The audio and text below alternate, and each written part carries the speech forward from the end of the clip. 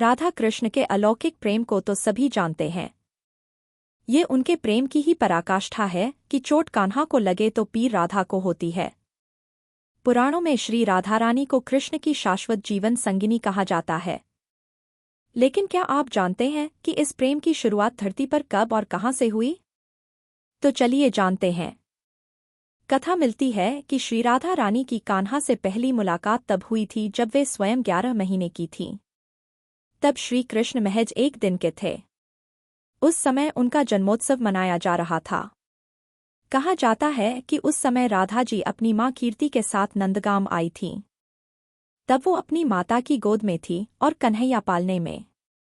गर्ग संहिता में उल्लेख मिलता है कि जन्मोत्सव के बाद कान्हा दूसरी बार राधा जी से तब मिले। तब वो अपने पिता नंद बाबा के भांडीर वन से गुजर रहे थे। कहा जाता है कि उसी समय नंद बाबा जी के सामने एक दिव्य ज्योति प्रकट हुई। बताया जाता है कि जो स्वयं श्री राधा रानी थीं। उन्होंने नंद बाबा से कहा कि वो कन्हैया को उन्हें दे दें। तब नंद बाबा ने कान्हा जी को राधा रानी की गोद में डाल दिया। कहा जाता है कि ये मुलाकात लौकिक नहीं बल्कि अलौकिक थी। कथा के अनुसार जब नंद बाबा ने राधा जी की गोद में कन्हैया को सौंपा तब कान्हा ने अपना बाल रूप त्याग दिया। कुछ ही देर में वो किशोर रूप में आ गए।